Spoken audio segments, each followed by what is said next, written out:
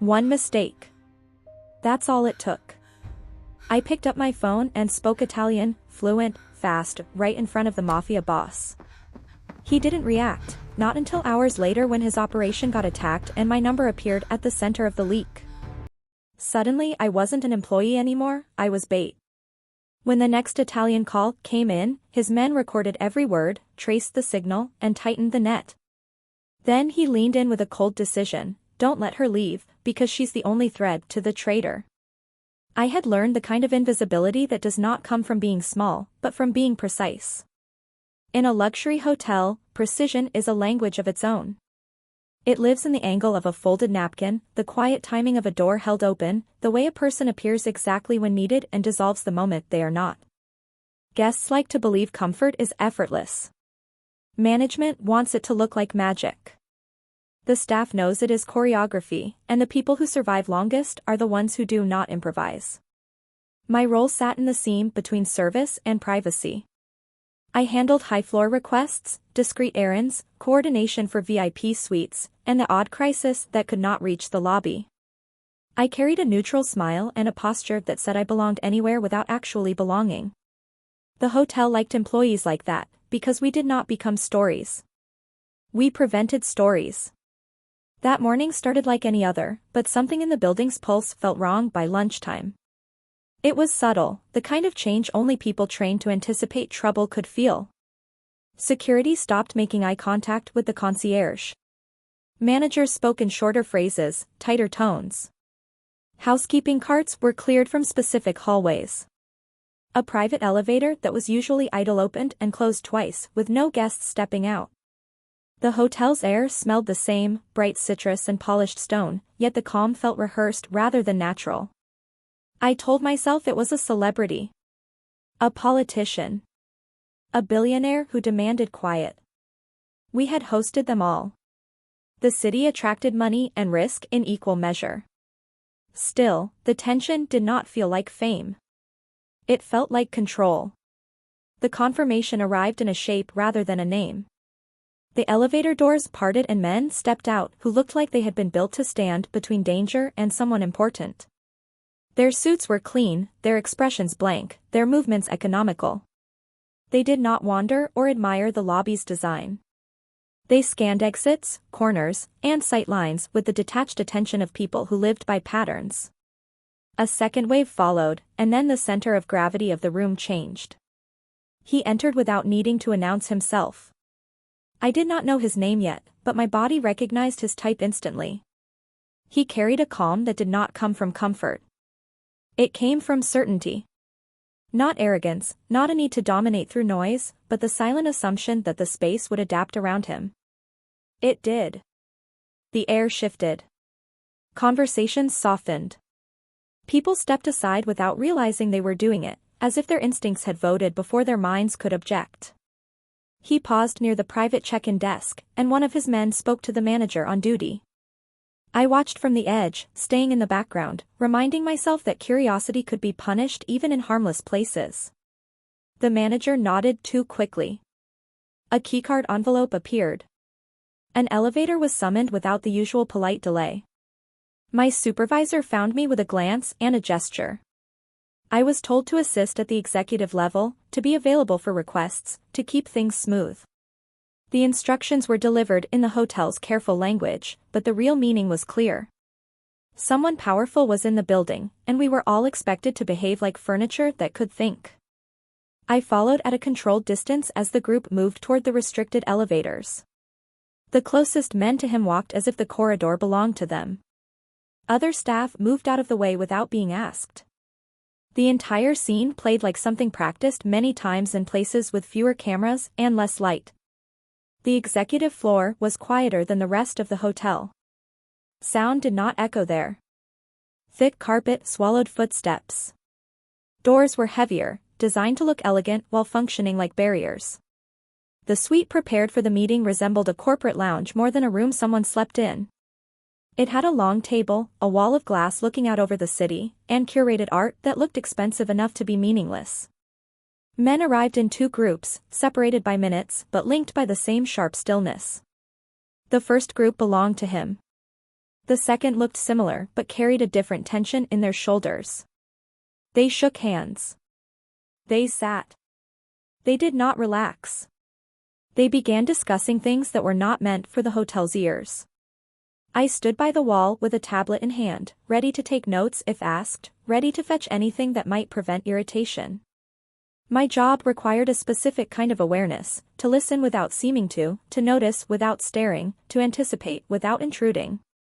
The more invisible I remained, the safer my life stayed. Then my phone vibrated. I should not have had it out. Technically, devices were discouraged in VIP environments. But phones are how hotels function now, and staff are expected to respond quickly. I kept it on silent, tucked into a pocket, and rarely checked it. Most calls were routine. The screen lit up with a name that did not belong in my present. For a moment, the room blurred at the edges. My heartbeat jumped as if it recognized a threat that my mind had forgotten. The name was old, pulled from a life I had sealed away, a life where language and loyalty had been survival skills rather than resume lines. I moved subtly toward the corner, turning my body so the table could not see my face clearly. I kept my posture professional, my expression smooth. I told myself I would let it ring and stop. I told myself whatever it was could wait. The call did not stop. It vibrated again, insistently, like someone pressing a hand against a locked door. Against my better judgment, I answered. Italian spilled out of me before I had time to decide whether to speak at all. It was not the kind of Italian tourists use, stitched together with memorized phrases. It was fast, clean, and instinctive, the language of someone who had lived inside it. The voice on the other end spoke with urgency and assumption, as if I were expected to understand everything without explanation. It used names and place references like coordinates. It sounded like someone reading a map they had memorized. I responded in the same rhythm, because my body remembered how to keep up. I asked questions designed to clarify without exposing ignorance. I repeated details, not as a nervous habit, but as a trained method to confirm accuracy. I kept my tone low. I watched the room through the corner of my vision, trying to ensure no one noticed. But people like him noticed everything. I ended the call after less than a minute, yet the weight of it did not fade. It settled into the room like dust no one could wipe away. I slid the phone back into my pocket as if it burned. When I lifted my eyes, he was watching me. He did not stare like a curious guest. He watched like a man who had heard something meaningful. His gaze held no surprise, only calculation. It was as if a puzzle piece had clicked into place and he was deciding what picture it belonged to. I steadied my breathing, refusing to react. In my mind I ran through harmless explanations. A relative abroad. A language hobby. A mistake. But I understood the problem instantly. Italian spoken with that fluency was not a hobby. It was a history. The meeting continued as if nothing had happened. Papers shifted. Hands moved. Quiet voices carried across the table. I remained still, yet I could feel the ripple I had caused.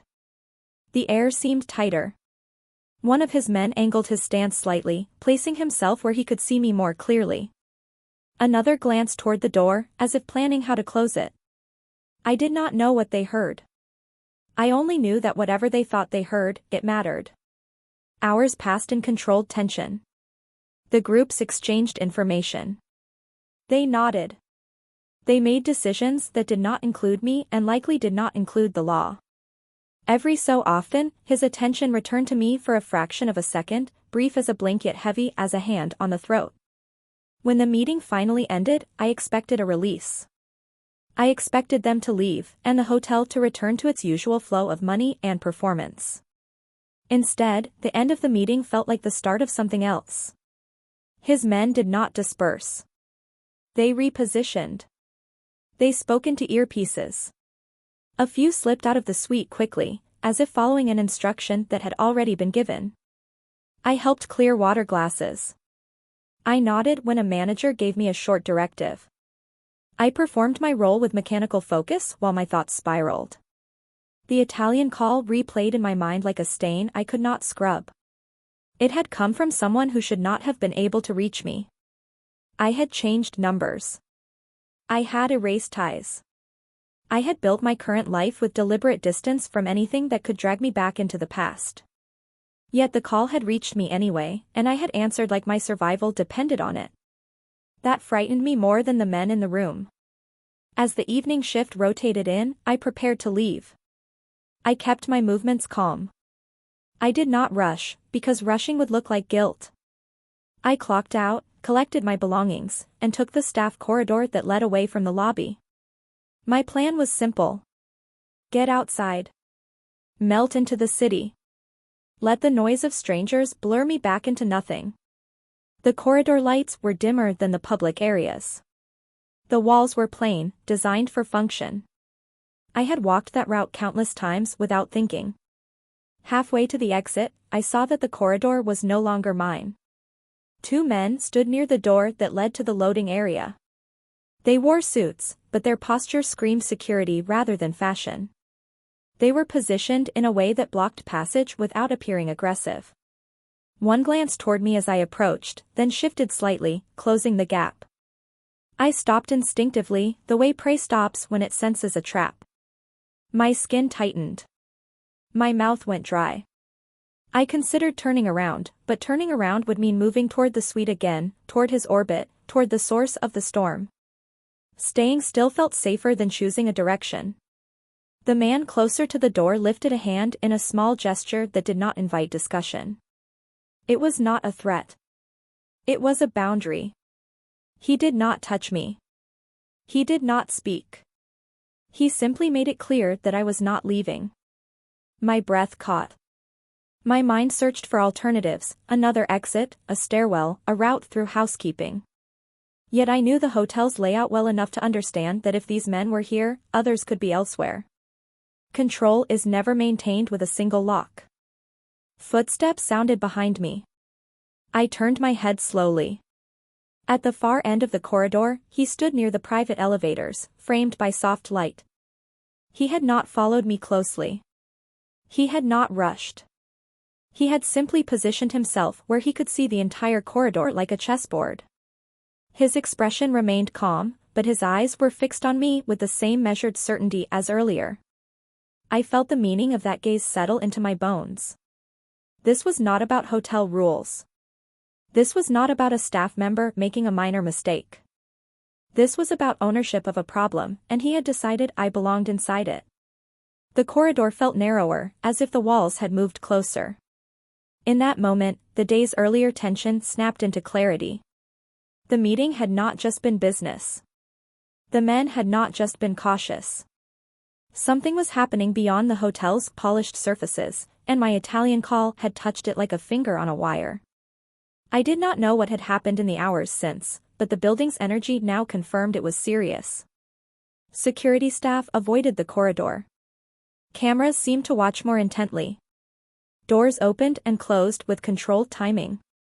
The hotel itself felt like a machine serving someone else's agenda. I held my posture steady, refusing to show fear. Fear is information. In rooms like this, information is currency. Still, my heart hammered as I understood the simplest truth. I had been invisible for a long time, and my invisibility had kept me alive. But a single phone call in a language I had not spoken openly in years had made me visible to the wrong people. And now, I was being kept where I could not disappear. They guided me without touching me, and that restraint was its own kind of message. Physical force is loud. It leaves marks. It creates witnesses. Men like these did not want witnesses. They wanted compliance that looked voluntary from a distance. They wanted the hotel to remain a hotel, not a crime scene. I walked because walking was the only option that did not immediately make me a threat. I kept my hands visible. I kept my breathing even. The men flanking me did not rush, their calm suggested they had done this many times before. They moved like guardians escorting someone important, not captors moving someone disposable. That confusion made my stomach twist. I did not know which category I belonged to, and not knowing is how panic grows. They took me to a smaller lounge near the executive level, a space designed for private waiting. It had soft chairs, a low table, warm lighting, and art that was chosen for its ability to offend no one. The door closed behind me with a quiet click that sounded far louder than it should have. For several minutes, no one spoke to me. Silence in that room was not peace. It was assessment. They were not deciding whether to intimidate me. They were deciding what I was. I sat on the edge of a chair and forced my hands to remain still. My instincts wanted motion. Motion creates options. But I knew any sudden movement would justify a harsher response. So I stayed in the posture of a compliant staff member and let my mind work instead. I replayed the call again, this time more carefully, trying to reconstruct every detail. The voice had been familiar but not fully, like someone I once knew wearing a new tone. It had used names and times as if speaking to a colleague. It had referenced a location that, in hindsight, sounded like a warehouse district outside the city. It had mentioned a route change. It had carried urgency that suggested something had already gone wrong. The most dangerous part was what I had done automatically, repeating the details out loud. Repetition is a professional habit. In service work, it prevents mistakes.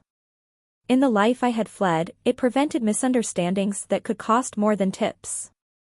I had repeated numbers and names because my mouth remembered how to do it, and now those repeated details might have been overheard by men who understood their meaning far better than I did.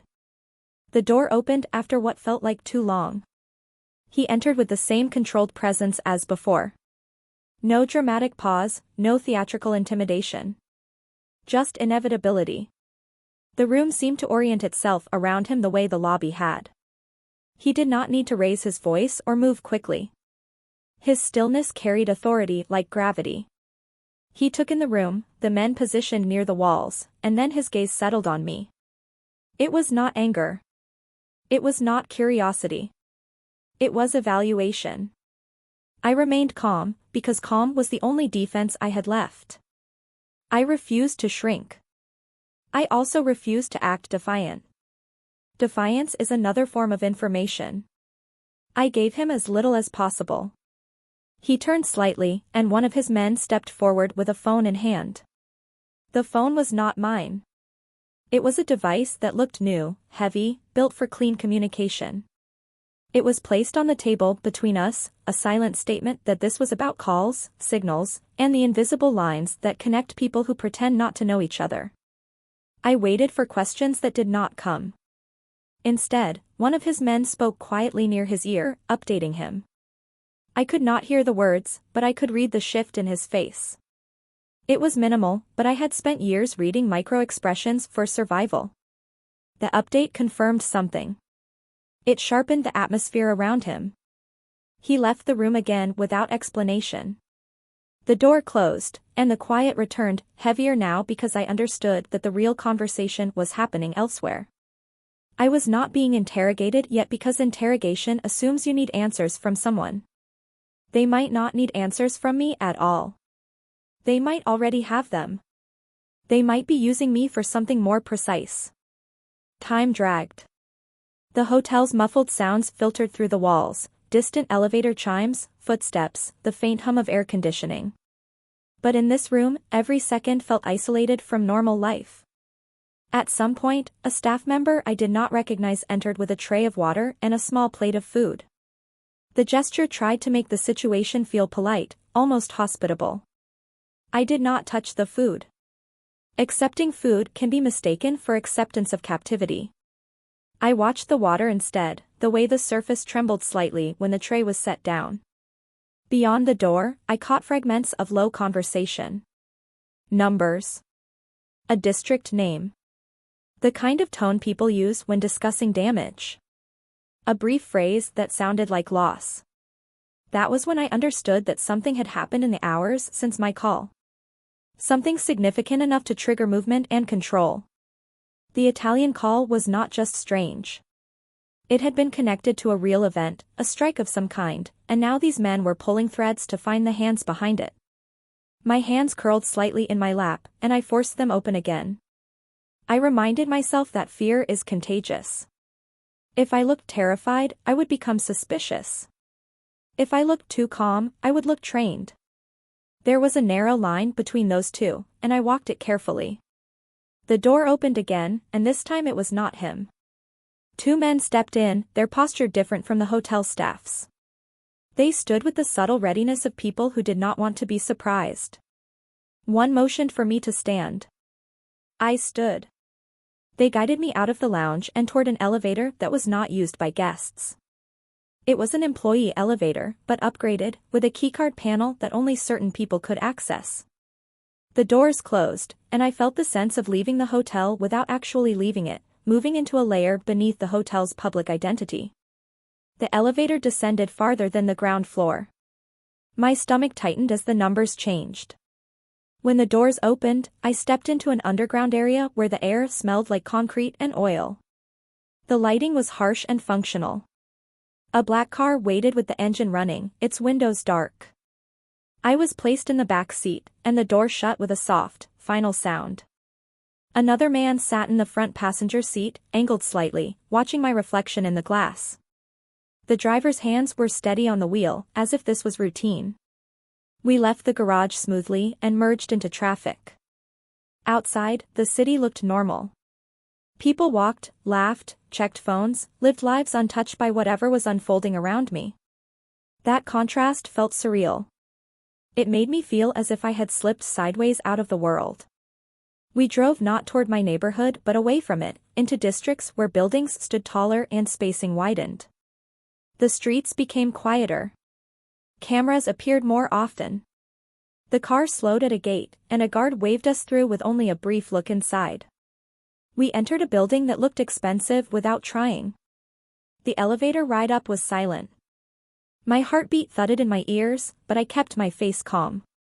The doors opened into a space that did not feel like a home. It felt like a controlled environment dressed in luxury. Clean lines. Minimal decor. Windows that offered views but not warmth. Technology placed with intention. A living room that looked staged, as if comfort was an afterthought. He was there, standing near a table with a laptop and multiple phones. Men moved around him with efficient quiet. They carried devices, not drinks. Their focus was operational, not social. This was not a place of rest.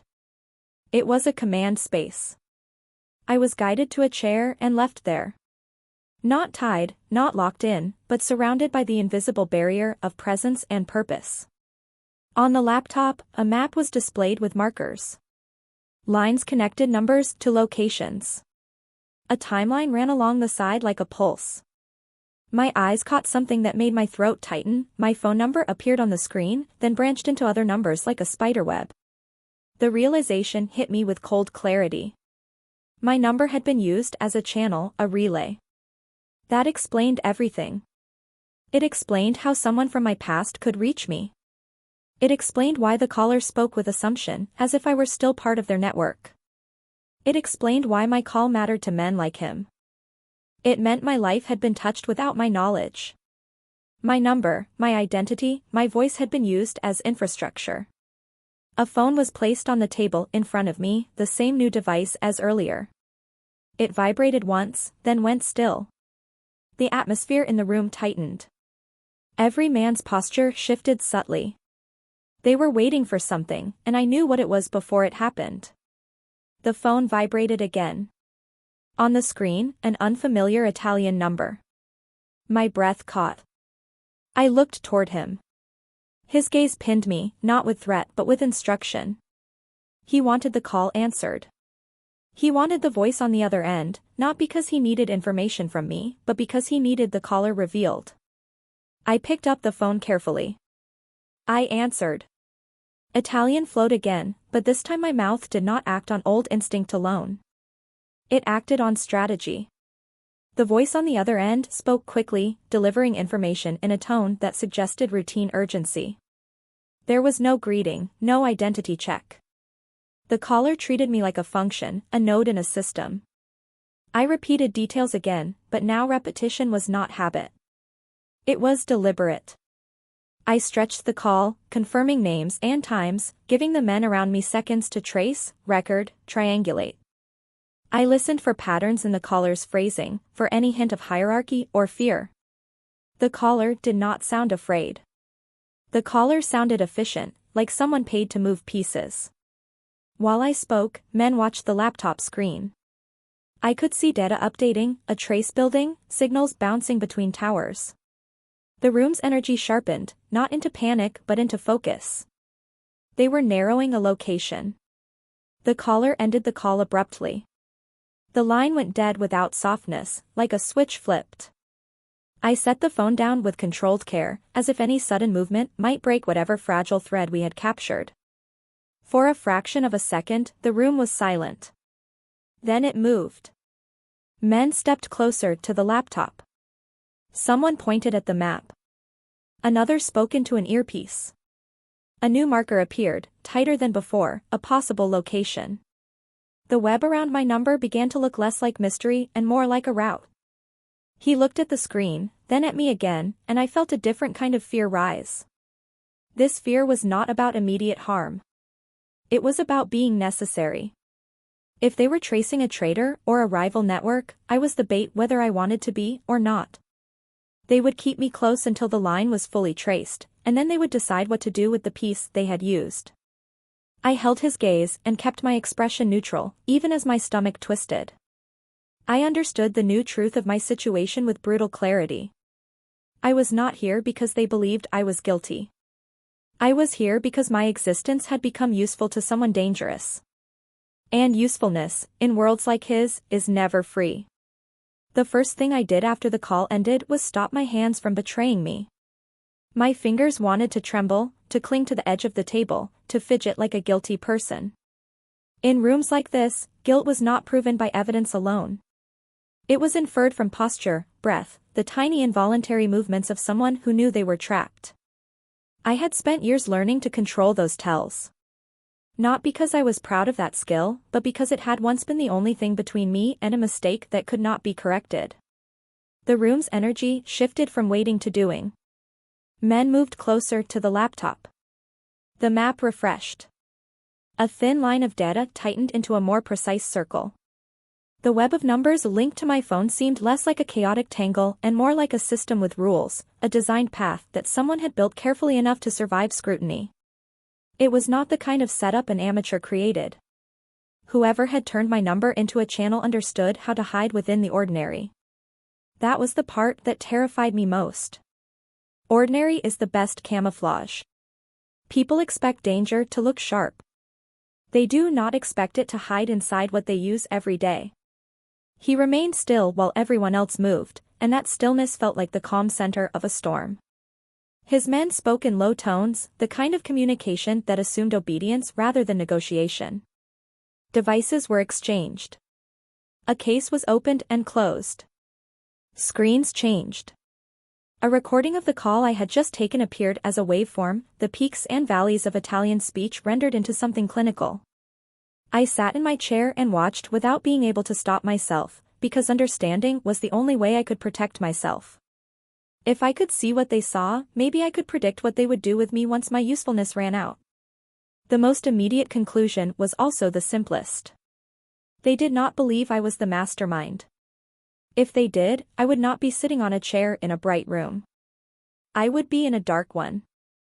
I was here because I was a link, and links are held until the chain is fully mapped. The problem was that chains do not always end where people expect. Sometimes, the person holding the chain becomes the one bound by it. A man near the laptop pointed at the map, then at a separate list of numbers. I leaned forward slightly, just enough to appear attentive without appearing desperate. My eyes caught my number at the center, then a series of other numbers branching out. Some had labels next to them in a language I did not understand. Others were paired with timestamps. A pattern emerged even without full context. My number was not being used in isolation. It sat inside a cluster, one node among several, designed to reroute calls and messages across multiple devices. That explained how Luca had found me. It also explained why he spoke as if he assumed I would respond the way I used to. If he believed he was calling a familiar endpoint, he had no reason to be cautious. He did not know he was touching a different life entirely. The thought of Luca returned like a bruise pressed too hard. Years ago, he had been the person who made danger feel like opportunity. He talked about connections, about money that moved faster than rules, about doors that opened only for those willing to step through them. I had been young enough to believe that stepping through those doors would make me powerful rather than trapped. When I realized the truth, I ran with the kind of urgency that only comes from understanding you might not get a second chance. I had changed jobs, cities, numbers. I had learned to be small. I had learned that safety sometimes looks like boredom. Yet boredom was a fragile shield. One phone call in a language I kept buried had cracked it. He finally looked at me again, and I understood that my silence was no longer enough. Silence had kept me from giving away more information, but it could also be read as refusal. Refusal is disrespect. Disrespect can be punished. I needed to offer something useful without offering weakness. I lowered my gaze briefly, not as submission but as controlled restraint, and then I let my eyes return to the phone. The gesture suggested willingness. Not loyalty, not fear, but cooperation with the immediate task. Men around him continued working. The trace from the call was incomplete, but it had provided something that mattered: direction. They had a cluster of towers, a probable route, and a sense that the caller had moved quickly, suggesting they were in a vehicle or shifting between safe points. That mobility indicated a network accustomed to operating under threat, which made this feel less like a one-time betrayal and more like a structured war. They offered me food again. I still did not touch it. Hunger felt irrelevant next to survival. I drank a small amount of water, not because I trusted it, but because dehydration makes thinking harder, and I needed every part of my mind sharp. Time stretched. Outside the windows, the city lights glittered like a different universe. The apartment remained bright and controlled, as if darkness was not allowed inside. That contrast kept me unsettled. Darkness would have matched the situation. The brightness made it feel as if the world expected everything to remain normal while my life fractured. He left the room for a while. When he did, his men did not relax. They maintained their positions, their focus. The laptop stayed on the map. The phones remained arranged like tools. Even in his absence, his presence held the room together. It was clear that this operation did not depend on his voice alone. It depended on his gravity. I was allowed to move within a limited area. A hallway led to a bathroom, and to a smaller room that looked like a guest bedroom, unused and perfectly made. It was the kind of room people keep for appearances, not comfort. I stood in its doorway and considered the bed, the window, the soft rug. Everything looked harmless. None of it was. I examined the window locks with quiet care. I checked the height. I assessed whether I could climb down, whether there was a balcony. There was not. The building's exterior was smooth, designed to deny access. Even if I reached the street, I would not outrun men who moved with this kind of coordination. Escape without a plan would not be escape.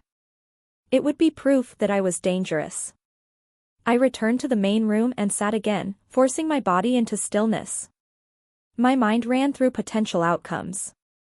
If they traced the caller and captured them, they might decide my role was finished. If they traced the caller and failed, they would need me longer. Either way, I remained a hostage to their progress. The phone vibrated again. The room snapped into alertness as if someone had pulled a wire. Every man's posture changed. The laptop screen shifted to a trace interface. A recording function activated. I could see the small indicators that showed systems ready to capture data. The call came from another unfamiliar Italian number. I answered with controlled calm, letting Italian flow smoothly, because any hesitation would signal that something had changed. The voice on the other end was not the same as the previous caller. It was calmer, slower, more suspicious. That alone told me something important. Whoever was calling now suspected the channel might be compromised. The voice tested with short, neutral phrases that felt like checks. It referenced information that sounded like a password without being one. I responded in a way that suggested continuity, matching cadence and tone, letting the speaker believe they were still in a safe line. While I spoke, I watched the men around me in my peripheral vision. They did not react to the content of the conversation as much as they reacted to the duration. They needed time. I needed to give it to them without sounding like I was deliberately dragging the call out. So I asked clarifying questions. I repeated segments. I confirmed details with professional politeness. I kept the exchange alive. On the laptop, the trace began to form, bouncing between towers. The signal moved. It was not stationary. It shifted along a path that suggested someone in a vehicle traveling across the city. A second screen showed a map with a dot that updated every few seconds. The dot moved toward the industrial edge of town, toward districts where warehouses sat like silent beasts and cameras were fewer. I had no proof of where the dot belonged, but my fear recognized the direction. It aligned with the earlier fragments I'd overheard. It aligned with the idea of a hit, a warehouse, and a network that moved goods and messages in parallel. The call ended abruptly again, cut clean, as if the caller decided they had what they needed and wanted no lingering connection. The room did not breathe out. It tightened further. Men spoke quickly now, their voices low but urgent. The trace had given them a route, a cluster of possible locations. Not perfect, but enough. He returned to the room moments later as if he had been waiting for the signal. He looked at the screens, then at one of his men, and a sequence of actions began. Keys were picked up. Jackets were put on. Devices were secured. The apartment shifted from surveillance to movement. I felt the cold realization that they were about to act, and my role might shift from passive bait to active liability. If they intended to intercept someone, they might leave me behind. Leaving me behind would mean trusting that I could not contact anyone, that I could not run, that I could not become a problem. Trust in worlds like this is never free. It is always calculated. I stood before anyone told me to, not rushing, not panicking, simply making myself visible at the edge of their preparations. I wanted him to remember that I was not furniture. If I became furniture, I could be discarded without guilt. His gaze found me again. There was no softness in it, but there was recognition. Recognition mattered. It meant I existed in his calculation. A decision was made, and I understood it when two men positioned themselves near me. Not to restrain me, but to ensure I moved where they wanted. I was brought down to the garage again and placed into a different car. This one felt heavier, more fortified. The windows were darker. Two men sat in the back with me, their bodies angled so they could watch both me and the surroundings. The driver's hands were steady, and the engine started without hesitation. We drove into the night. The city at night feels like a separate organism. Lights flicker like nerve endings. Roads pulse with movement. Yet outside the central districts, the city thins, becoming quieter, rougher, more honest. We moved into those quieter edges. As we approached the industrial zone, my stomach tightened. Warehouses rose like blunt shapes against the dark sky. Streetlights were spaced far apart, leaving stretches of road in shadow. The air smelled of oil, dust, and old rain. Trucks sat idle behind fences. Some buildings looked abandoned, but I knew better. Abandonment is a mask. It allows activity to hide in plain sight. We slowed at a distance from a specific warehouse cluster. The car stopped behind a line of parked vehicles, blending into darkness. Engines cut. Men around me stayed still for a moment, listening. In the quiet, I could hear distant hums, an electrical transformer, a far-off truck, the faint whisper of wind against metal siding. I remained in the car. My role now was not to act, but to exist as proof. Proof that the channel had been compromised, proof that the calls had been captured, proof that the enemy had been drawn out. From my position behind tinted glass, I watched silhouettes move. Men slipped out of vehicles and into the shadows, spreading out with practiced discipline. They did not run. They did not hurry. Hurrying makes noise. Noise invites unpredictability. They moved like water, finding cracks, flowing around corners, positioning themselves without drawing attention. He was outside too, though he remained slightly behind the first wave. He watched the building with the same stillness he had used all day, as if the warehouse was another room he controlled. Yet I could tell from the way his shoulders were set that this was not routine business. Something personal sat under his calm. Something like betrayal. Minutes passed. I did not see an obvious breach. No dramatic entry. No loud confrontation. Real operations do not look like movies. They look like patience. Then, movement. A side door of the warehouse opened briefly, and a figure stepped out. The figure moved cautiously, scanning the area. They were not a worker. Their posture carried awareness. They kept close to the wall as if they expected danger. That alone told me they knew they were operating in contested territory. Two shadows detached from a darker patch near the corner. The figure was grabbed and pulled back out of the light. The motion was fast and efficient.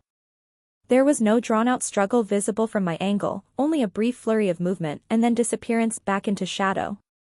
My breath caught, and I forced myself not to press my face to the glass. I did not want to be noticed even here. Being noticed would make me feel more involved, and involvement was dangerous. More time passed. The warehouse door opened again, this time longer, and several men emerged. They moved with urgency now, as if something inside had shifted. They carried equipment. They loaded something into a vehicle. The operation's quiet discipline held, but the pace increased. Finally, silhouettes returned toward our line of vehicles. Two men dragged someone between them. Under the weak spill of streetlight, I could see enough to know the captive was not Luca. The body was smaller, the movement more frantic, the energy of someone who expected to talk their way out rather than endure. Luca had always carried pride like armor. This captive carried fear like a loose coat. They shoved the captive into another vehicle, and the door closed. The immediate action was done, but the atmosphere did not release. Capturing a piece is not the same as winning a war. Sometimes it only confirms that the war is larger than you thought. We drove back through the city with the same controlled speed. No sirens. No public attention. It was as if the night swallowed the operation whole and would spit it out as a rumor later, if at all. Back at the apartment, the room came alive again with screens and recordings. The captive was not brought inside where I could see, but I sensed their presence somewhere in the building. I heard distant movement, a door shutting, footsteps that did not belong to someone walking willingly. Data from the trace was analyzed quickly. The web of numbers was refined. The call logs were compared. The audio was replayed, then filtered, then replayed again. The men around the laptop worked with the focus of people who did not sleep until the problem was solved. I watched from my chair, feeling like a ghost forced to witness my own relevance. The capture had produced something, but not enough. I could tell by the lack of satisfaction in their movements. They were not celebrating. They were narrowing. The worst moment came quietly, not with violence but with information. My own phone was placed on the table in front of me. Not the new device used for the calls. My phone, the one from my pocket, the one that held my regular life. It looked normal, but I knew it could not be. They had possessed it long enough to do anything. The screen lit with notifications. Missed calls from hotel management. A message from a friend asking why I had vanished. A reminder for a bill I hadn't paid yet. Normal life trying to reach me. And then an unfamiliar message thread at the top, unsaved number, Italian preview text that made my throat tighten. I did not open it immediately. I stared at the preview and felt something cold spread under my skin. The phrasing was not casual. It was clean, deliberate. It felt like someone speaking with the confidence of control. The message was not a threat in obvious language. It did not need to be. Its existence was the threat. It meant someone beyond this apartment knew my phone was active, knew I had been intercepted, and wanted me to understand that knowledge. I looked up, meeting his gaze again. He watched me, and I realized he was learning from my reaction. He was measuring how deeply I was connected, how much I knew, whether Luca was my past or my present, whether I had run from that world or belonged to it. I forced my expression into calm neutrality, and then, slowly, I opened the message. The Italian text was brief, written without emotion, but the meaning hit like a slap. It conveyed the idea that the call should not have been answered. It implied that someone had made a mistake by reaching out through a channel that was no longer safe. It carried the kind of controlled irritation of someone who expects obedience and is displeased by error. My stomach turned. This was not Luca's style. Luca had always been dramatic, always charming even when angry. This felt like someone else. Someone above him, or beside him, someone who treated Luca as a tool rather than a partner. That realization shifted the shape of my fear. Luca might have been the one who called, but Luca might not be the one controlling the network. He might be a messenger, a middle layer, a person who knew enough to be dangerous, but not enough to be safe. I understood then that catching the captive at the warehouse did not end anything. If anything, it confirmed what I had begun to suspect: the system using my number was layered. It had redundancy. It had depth. And now it had awareness. The message was proof that the other side knew the channel had been compromised. That meant new numbers would be used. New routes. New methods. It also meant that I, as the former channel, had become a loose end. Loose ends are either cut or tied down. He remained still, his gaze fixed on me as if he was making a decision again, deeper than the first one at the hotel corridor. The first decision had been to keep me close. The second decision would be what keeping me close actually meant. Protection can resemble captivity, and captivity can be justified as protection. I had stepped into a world where those distinctions blurred. The city outside continued to shine as if nothing had happened. Inside the apartment, a silent war tightened around my phone, my voice, my existence. I did not need anyone to tell me that the next call would not be routine. It would be retaliation. It would be a test. And if I failed it, I would not get another chance to be invisible again. Sleep did not come, not because I refused it, but because the apartment would not allow it to feel safe. The lights remained softer but never fully dimmed. The air moved constantly through hidden vents. Footsteps passed in the corridor at intervals that made rest feel like a risk rather than relief. Even when the men's voices dropped to murmurs, the tension stayed anchored in the room like a heavy object you could not move. I lay on the perfectly made guest bed for a while, staring at the ceiling that looked too smooth, too clean, as if even imperfection had been negotiated out of the building. My phone sat on the bedside table where they had placed it, powered on, intact, but no longer private. A device is not only a tool. It is an extension of your life. The fact that strangers had held it, copied it, mapped it, and now returned it like a controlled gift made my skin crawl. Every few minutes, my mind circled back to the Italian message. It was short, but it carried the weight of a system. The writer did not waste words because they assumed they did not have to. It was the tone of someone who sat above consequences. Someone who did not ask for obedience, but expected it. Luca had never sounded like that. Luca had always been persuasion and charm, the kind of man who smiled while sliding danger into your pocket. This message sounded like someone who did not need to smile. The worst part was realizing how little choice I had left. I could not go back to the hotel and pretend my shift ended early due to illness. I could not walk outside and trust that the city would swallow me. The other side now knew the channel was compromised. Even if they could not pinpoint the address of this apartment, they would search. They would follow patterns. They would pull on threads that led to my name, my job, my movement. I had spent years building a life that was intentionally bland. I had chosen a job that paid enough, demanded focus, and left little room for curiosity. I had chosen an apartment with neighbors close enough to notice if something went wrong. I had chosen routines that made me predictable in normal ways, the kind of predictability that creates safety. Predictability had been my shield. Now it would be my trap. At some point near dawn, the apartment shifted from night stillness to morning readiness. It happened subtly. The men who had sat in the main room rotated out, replaced by others. Coffee appeared. Devices were rearranged. The laptop that had displayed the map was now connected to a larger screen. I heard the faint, rhythmic sound of a printer somewhere, the mechanical heartbeat of information becoming paper. I was brought back into the main room without force, but with the gentle inevitability of presence. A woman led me there, her expression unreadable, her movements practiced. She did not speak to me in a way that suggested comfort. She behaved as if my fear was irrelevant to her role. In the main room, the energy felt sharpened. The night's work had not ended, it had evolved. Screens displayed more than call traces now. There were photographs of locations, cropped satellite images, lists of names, timestamps, and phone IDs. A timeline ran across the bottom of one display, showing the sequence: my call at the hotel, the subsequent hit, the incoming Italian numbers, the warehouse trace. My life, reduced to a line in someone else's operational story. He stood near the screen, calm as ever, but there was a tightness at the base of his neck that hadn't been there before.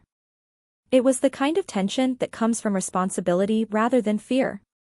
He looked like someone who had not slept, yet he did not look weakened. He looked focused, as if exhaustion simply narrowed him into something sharper. Another screen showed an image of the captive from the warehouse, taken under harsh lighting. The person's face was pale, eyes wide, hair damp with sweat. The picture didn't show bruises, but fear creates its own marks. The captive looked like someone who had realized too late that they were a small piece in a large machine. I watched the image for a moment and felt something unexpected, not sympathy exactly, but recognition. I knew what it felt like to be a small piece. I had been one before. A courier, a translator, a listener. People like Luca had called it opportunity. People like the man in this apartment would call it infrastructure. My stomach tightened as I realized the captive's fear would not matter. Fear is a currency only if someone cares about your life. In this room, your life mattered only in terms of what it could produce. A man stepped forward with a tablet and scrolled through information rapidly. I caught glimpses: phone routing data, cellular tower logs, something that looked like telecom access records. My number appeared again and again, stamped with dates and times. It was as if my identity had been turned into a pathway. Then I saw something that made my mouth go dry. A segment labeled with a term that suggested forwarding rules, a call reroute triggered by an external condition. It wasn't a simple cloned SIM. It was a layered setup, something that could redirect specific types of calls through different nodes depending on timing and origin. In other words, my number had been engineered as a gate. I wondered how long it had been happening. Days. Weeks. Months. The thought made my chest tighten. Every ordinary call I had taken, every mundane message, might have been passing through invisible hands first. My privacy had been compromised long before last night. Last night had only exposed it. The men continued working around him, but I began to notice their attention shifting intermittently toward me. Not as suspicion now, but as necessity. I was not just a channel they had intercepted. I was a live endpoint, and as long as the other side believed the endpoint existed, they could be tempted into revealing themselves again. He turned toward me at last, his gaze steady, and I understood that the next phase of the plan would involve me, whether I wanted it or not. The shift in his eyes was subtle, but unmistakable. He was deciding how to use me safely enough to keep me alive and effectively enough to trap the person above Luca. I sat where they directed me, in the same chair as before, and kept my spine straight. I refused to collapse into helplessness. Helplessness invites dismissal. I needed to remain valuable, because value was the only form of protection available here.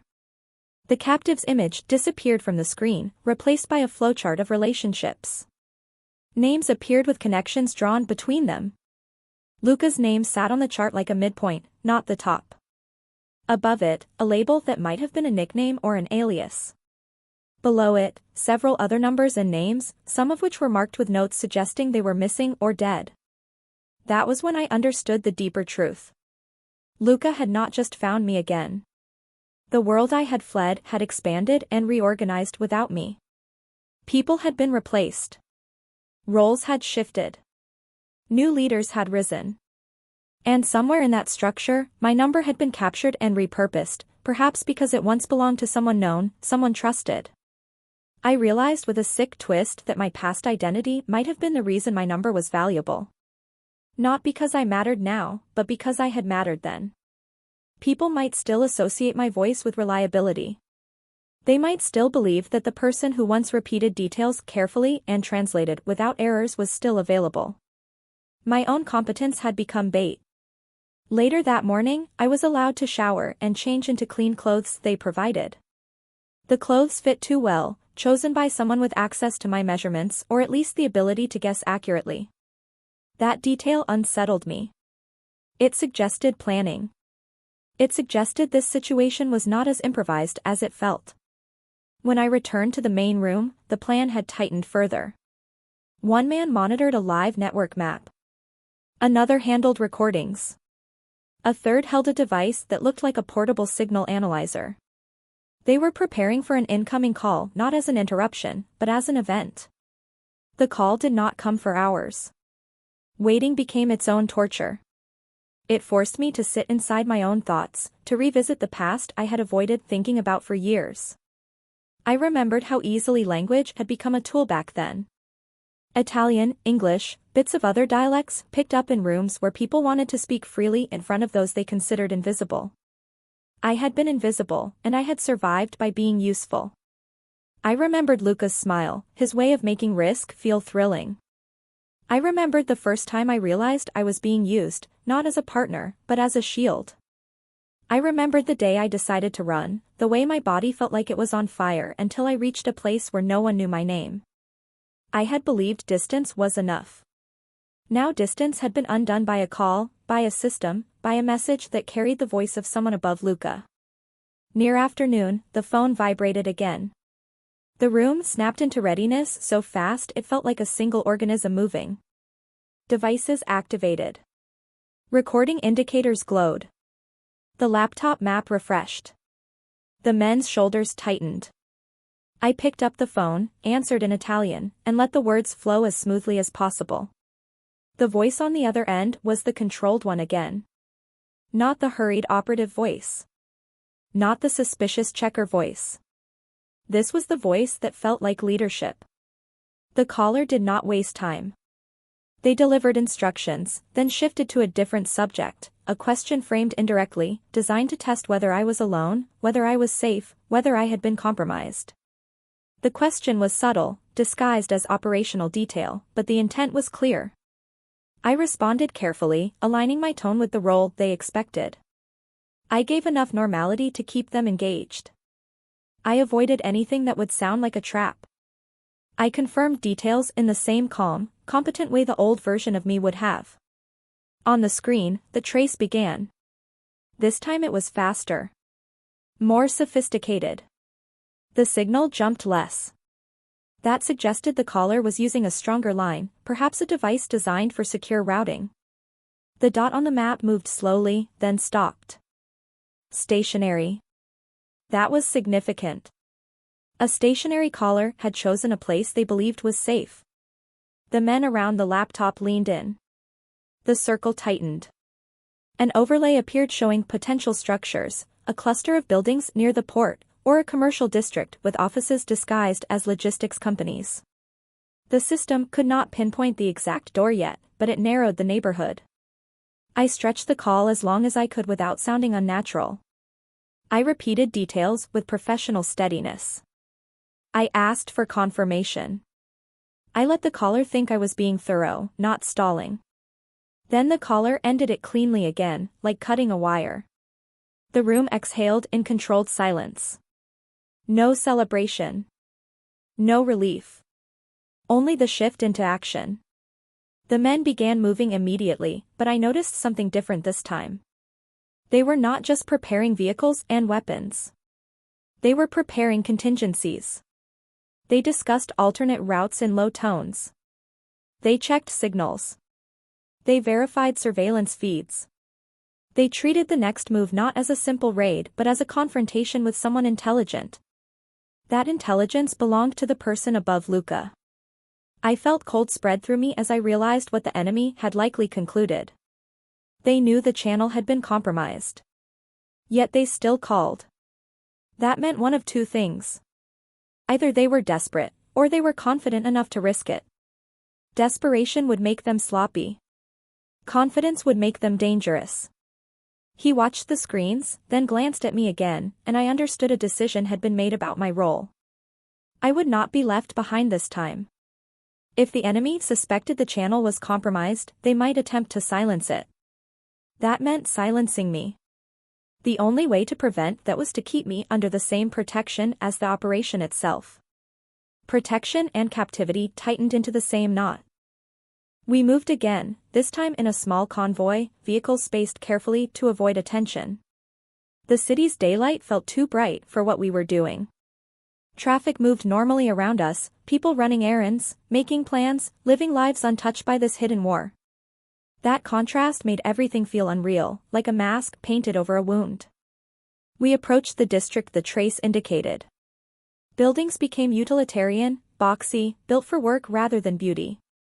Trucks moved in and out of lots. Signs displayed company names that meant nothing. Cameras watched gates. Everything looked like commerce. But commerce is where power hides best. We stopped at a distance. Men dispersed quietly, blending into pedestrian flow and parked cars. A drone-like hum sounded faintly overhead, perhaps from a surveillance device, though I couldn't see it. He remained in a vehicle with tinted windows, watching a screen that displayed live feeds from multiple angles. The operation now felt less like brute force and more like a hunt. I sat in the back seat, flanked by two men, and tried to keep my breathing even. My phone sat in my lap. I was still the endpoint, still the bait. If the enemy called again, it might be the last call I ever answered. Minutes passed. Then more. A message appeared on my phone screen, Italian again, unsaved number, the same controlled tone. It did not read like instruction this time. It read like assessment. It conveyed that the caller was aware of movement, that something had shifted, that the channel felt wrong. I did not respond. My fingers hovered, then stopped. Responding could reveal too much. Silence could also reveal too much. Every choice felt like a step on a wire. Another message arrived, shorter, sharper. It implied that if the channel was compromised, the consequences would be immediate.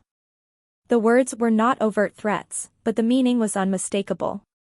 My throat tightened. The car felt smaller.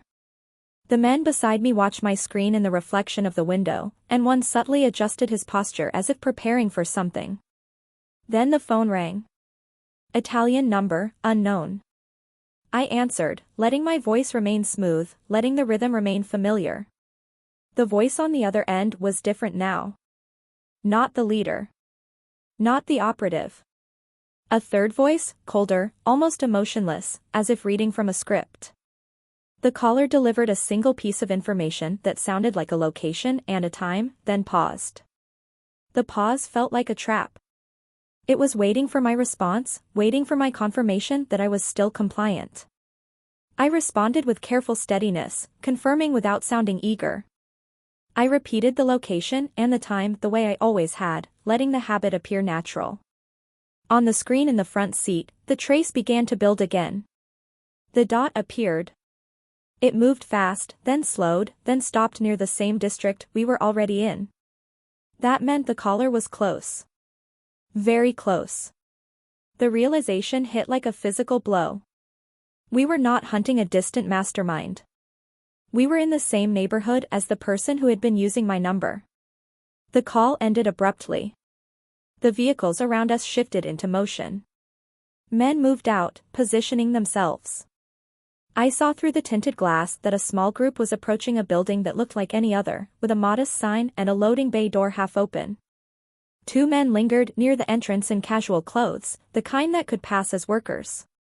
Their posture, however, was wrong. Too alert. Too ready. That was when I understood the enemy had likely anticipated this. The call with the location and time was not just instruction. It was bait in reverse. It was the enemy checking whether the channel was being monitored and whether someone would move in response. We had moved. Now the enemy knew. My pulse thudded hard. The men beside me stiffened. A figure appeared near the building's side entrance, stepping out briefly, scanning the street with the calm caution of someone who expects trouble. The figure did not look like an executive. They looked like a worker, anonymous, forgettable. Yet something about their movement suggested authority. They did not hurry. They observed. Then another figure appeared behind them, and for a fraction of a second, I saw a familiar posture, a familiar tilt of the head. Luca. The recognition hit me like heat, sudden and painful. It was not certainty, not yet, but my body reacted before my mind could argue. Luca had aged, perhaps, but pride has a shape. He carried it the way he always had, as if the world was a game he knew better than everyone else. If Luca was here, then this was not just about telecom routing and anonymous operators. This was personal. It was a collision of past and present with me at the center. The men outside moved closer.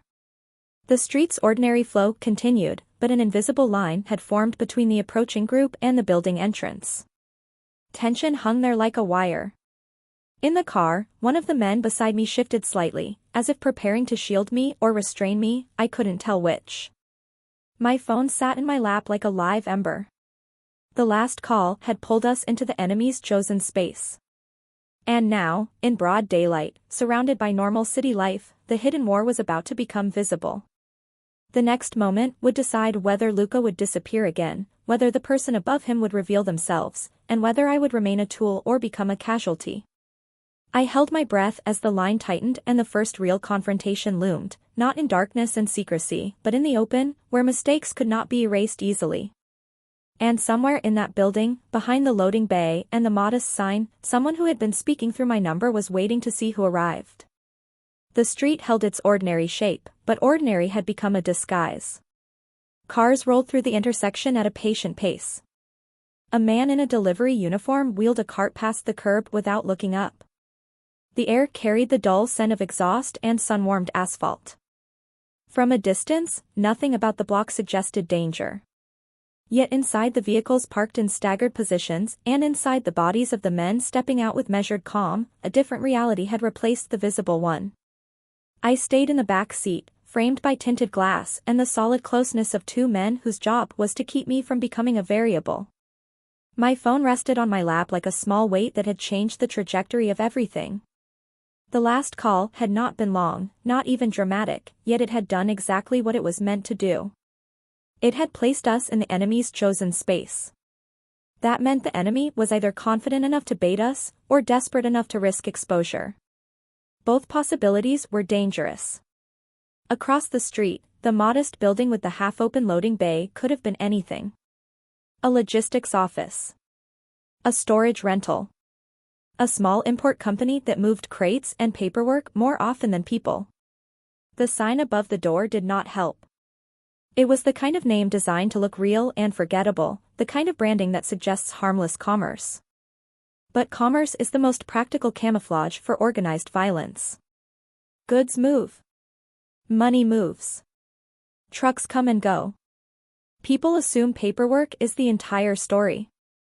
In places like this, the truth is hidden inside what everyone else accepts without question. The men outside adjusted their positions subtly. Some became pedestrians at the edge of the sidewalk. Some leaned against cars as if waiting for someone. Others stayed in vehicles with their heads angled toward screens. Every movement was designed to avoid drawing attention from civilians while still tightening an invisible net around the building. The figure I had recognized as Luca lingered near the side entrance long enough to confirm it was him. Pride does not vanish with years, it simply learns different clothes. Even from behind tinted glass, I could see the familiarity in the way he held his shoulders, the slight delay before he moved, as if he believed the world would pause for him. He looked older, yes, but not humbled. He looked like someone who had survived his own recklessness by convincing himself he was smarter than consequences. Seeing him cracked something in me that I had kept sealed for years. My past did not return as a clear story. It returned as sensation, the memory of danger dressed as opportunity, the taste of fear you learn to swallow, the constant requirement to be useful. Luca had once been the person who promised a path out of smallness, and he had nearly turned me into a casualty of his ambitions. I had fled him and everything around him. I had built a different life. Yet here he was again, standing inside the machinery that had hijacked my number, my voice, my existence. The building's side door opened slightly, and a second figure stepped into view behind Luca. This person moved with a different kind of calm, not Luca's swagger, but something colder and more contained. Their posture suggested authority without needing to perform it. Their head turned slowly, scanning the street as if reading the placement of objects rather than people. That scan was not casual. It was professional. I realized then that Luca might not be the real target. Luca might be bait too, placed where he could be seen to trigger a reaction. If the network was layered, then the person above Luca would not stand in obvious places. They would stand where they could observe and control the flow without becoming the center of it. The car I sat in remained still. The men beside me watched the street's reflections and the small changes in movement. They were not waiting for a dramatic signal. They were waiting for the moment when probability tipped into certainty. It came with a shift so subtle most people would miss it. Luca's attention turned toward a specific parked vehicle that looked like a normal delivery van. He lingered a fraction too long, as if acknowledging it without acknowledging it. That was enough. The van was not normal. It was either a decoy or a tool. It belonged to the system. The men outside moved, barely. A pair crossed the sidewalk with the casual pace of people who had nowhere urgent to be. Another adjusted their position closer to the loading bay, shadowing the half-open door. Someone in a vehicle tapped something on a screen. The convoy's coordination tightened, like a net pulling a little closer without snapping. Inside my car, the driver's hands stayed steady, yet I felt the engine's vibration change slightly as if ready to move the moment it was required. The men beside me remained quiet.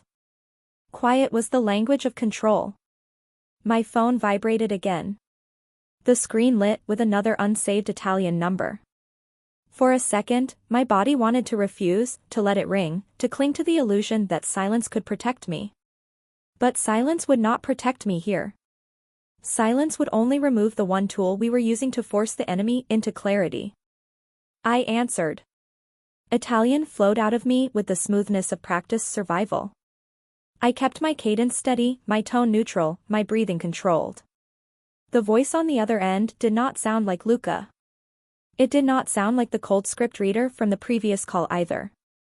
It sounded like someone who had stepped in to manage a problem, someone irritated by complications but not afraid of them. The voice delivered information quickly, then paused again as if measuring my response. The pause held a sharp edge. It was the pause of someone expecting compliance and readiness.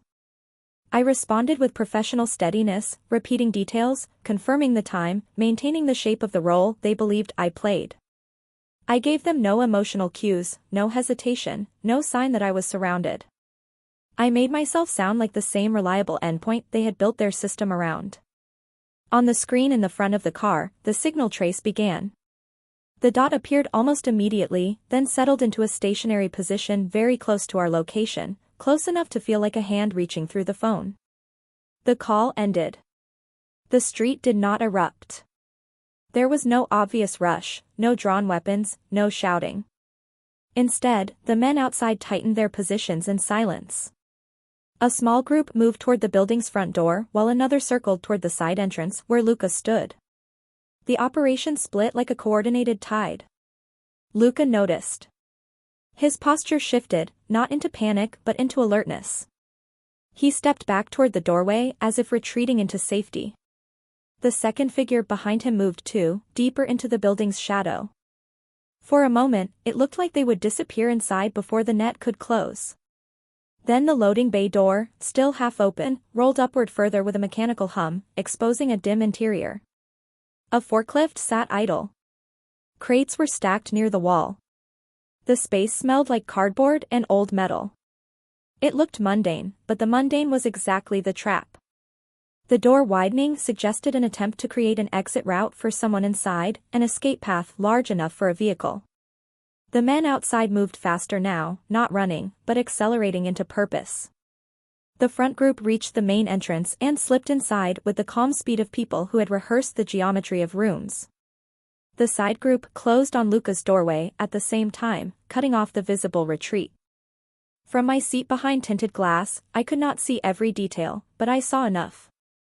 Luca's head snapped to one side. His body angled as if preparing to bolt. A hand reached from inside the doorway and pulled him back, not gently. Luca resisted briefly, then vanished into the interior, swallowed by shadow. That pull told me something crucial. Luca was not in charge at that moment. If he were, no one would drag him. He was being managed. That meant the person above him was present and actively controlling the situation. My chest tightened as the realization landed. We were not walking into a place where Luca ran the show. We were walking into a place where Luca was one piece among many, and the real decision-maker was close enough to reach him physically. The men beside me in the car shifted. One angled slightly toward the door, ready to move if needed. The other watched my phone as if expecting it to ring again. The street outside became a choreography of subtle containment.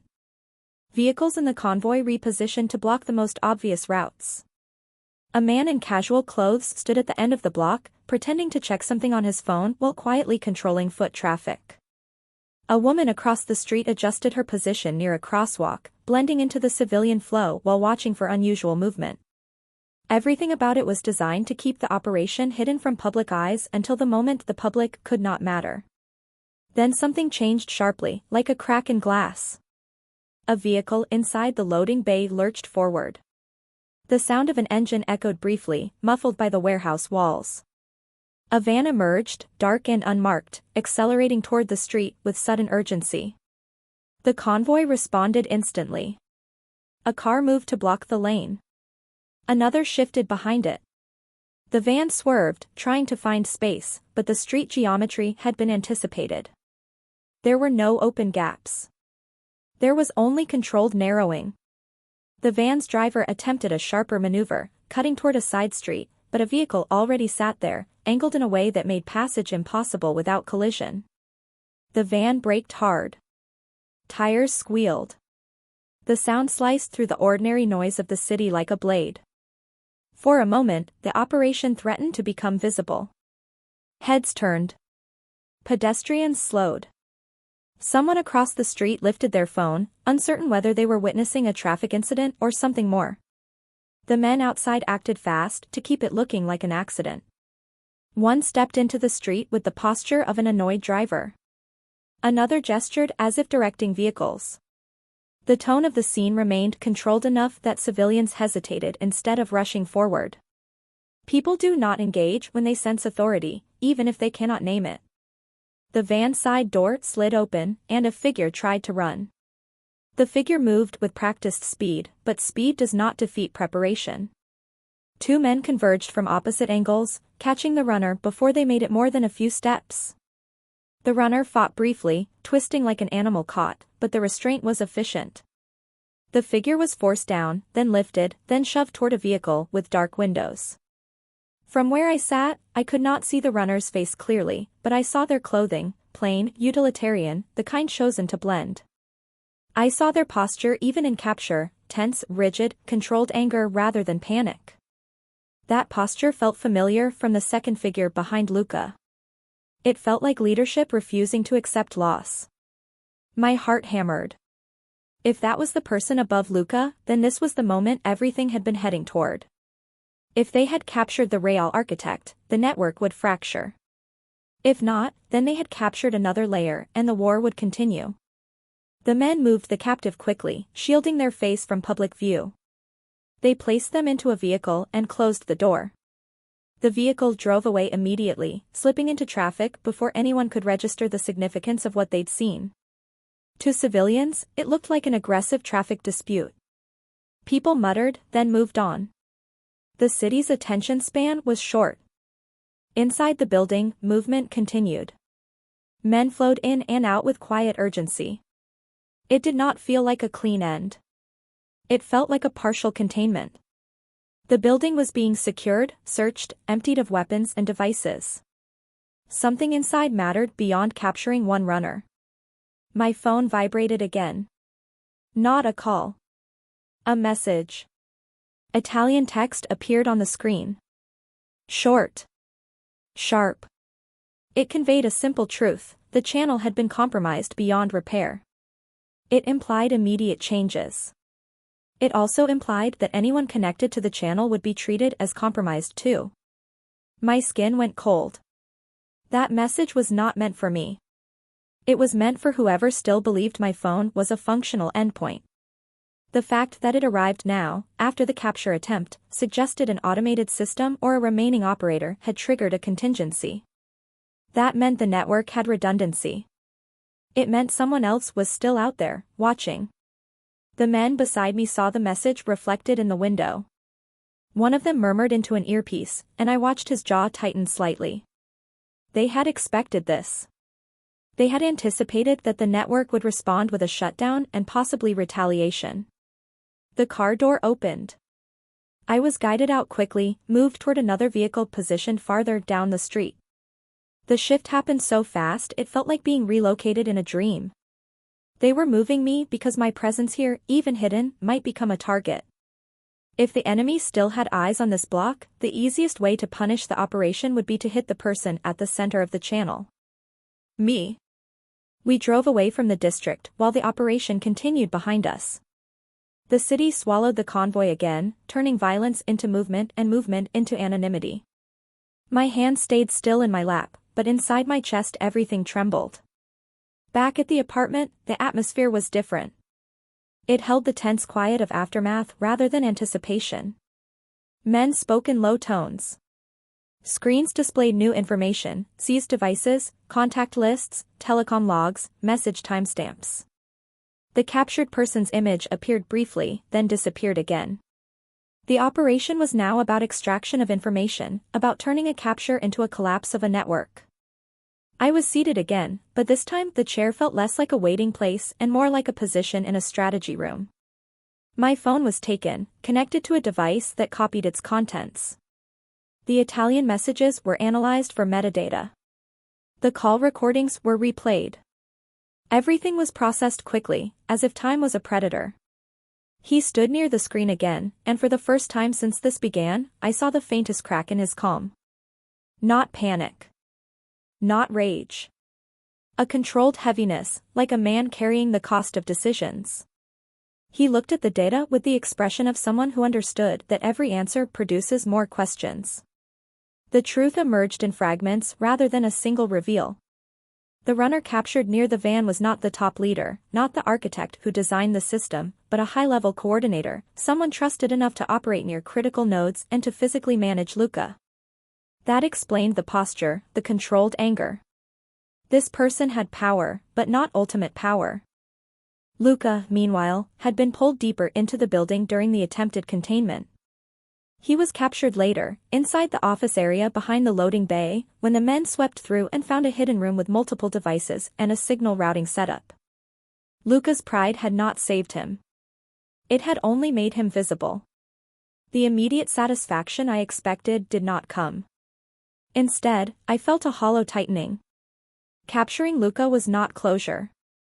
It was a reopening. It meant my past was now physically present in this world again, and it meant I was no longer simply a stolen endpoint. I was a witness. Witnesses live in danger. My phone was returned to me hours later, but it was now a cleaned thing, a shell of itself. Most of my contacts remained, but certain threads had been copied. Some messages had been forwarded to devices I did not own. The sense of private life did not return with the device. A phone can be restored, but trust cannot. I sat alone in a quieter room while the men worked in the main area. The woman who had brought food earlier returned with a tray. This time I ate, not because I suddenly felt safe, but because hunger had begun to turn my thoughts slow and foggy. I needed clarity to survive whatever came next. As I ate, my mind kept circling a single question: why keep me alive once the channel was compromised? the answer came in the shape of an unavoidable reality. The network had been using my number because it belonged to a voice they trusted, a voice that once moved inside their world. Even if they shut the system down, they would still see me as a loose end. They might attempt to remove me simply to erase uncertainty. That meant the danger was no longer only from his side. It was from both sides. His side would keep me because I was useful and because I was now a target whose death could become a problem. The other side would want me gone because my existence represented exposure. That was the trap. I could not return to my normal life because normal life required the illusion that no one was hunting me. That illusion was gone. Late that evening, after the data extraction had produced enough to map a wider portion of the network, I was brought back into the main room. Not as an interrogation, but as a fact that needed to be addressed. The screens now displayed a broader chart, multiple numbers, multiple nodes, routes that stretched beyond the city. It showed that the system was not local. It was connected to international lines, to offshore routing services, to supply chains disguised inside legitimate commerce. The complexity made my stomach sink. This was bigger than Luca, bigger than a single betrayal. My number had been a single thread in a woven fabric, and even if a portion of it was torn out, the fabric would remain. He looked at me, and I understood the quiet conclusion without hearing a single word. I was not leaving. Not yet. Possibly not for a long time. I was escorted to a different room in the apartment, one that felt less like a guest space and more like a protected suite. It had thicker doors, reinforced locks, a small interior camera angled toward the entryway. The window opened only a fraction. Even the air felt controlled. Captivity disguised as safety. I sat on the edge of the bed and stared at my hands. The last 48 hours had turned my life into someone else's operation. I had spoken Italian once without thinking, and now my voice had been used to pull a coordinator into the open, to corner Luca, to expose a node in a larger network. The plan had worked partially, yet it had also revealed a darker truth. The enemy was smart enough to build redundancy and ruthless enough to punish mistakes. The Italian messages that continued to appear on seized devices suggested contingency protocols. The network was already changing shape, already rerouting around the damage. That meant the next phase would not be about listening and tracing. It would be about retaliation, rebuilding, and hunting whoever had interfered. I did not need to imagine what retaliation might look like. I had seen enough of that world to understand the options. It could be loud, to scare, or quiet, to erase. Quiet was more likely. My phone lit up once more with a new Italian message, and when I read it, my blood turned to ice. It was not operational instruction. It was not a contingency note. It was a reference to me, indirect but unmistakable, the kind of phrase only someone who knew my old identity would use. It meant the network's top layer still knew who I was. It meant I had been recognized not merely as a compromised channel, but as a person. I set the phone down slowly, feeling the walls of the room closing in. My chest tightened with the kind of fear that arrives when you realize a predator has learned your name. Outside the room, footsteps passed, the quiet patrol of men ensuring I remained exactly where they needed me. The apartment's lights remained steady, refusing darkness as if darkness would admit the truth of what this place really was. I understood then why he had ordered that I not be allowed to leave, and why that order would not be lifted easily. It was not only because I was useful. It was because the moment I stepped outside alone, the war would claim me. My survival now existed inside someone else's perimeter. And somewhere beyond that perimeter, someone with real authority in the network was adjusting plans, rewriting routes, and preparing to either reclaim the channel they had lost or erase it completely. I lay back on the bed and listened to the faint hum of the building, the city beyond the windows continuing to glitter as if it did not know what was happening beneath its surface. The story was not over because Luca had been captured and a coordinator pulled into the open. The story was only shifting into its next stage, where the enemy would stop treating me like infrastructure and start treating me like leverage. And I had a terrible feeling that the next time my phone rang in Italian, it would not be a test of whether the channel still worked. It would be a test of whether I could survive being the reason someone else would kill.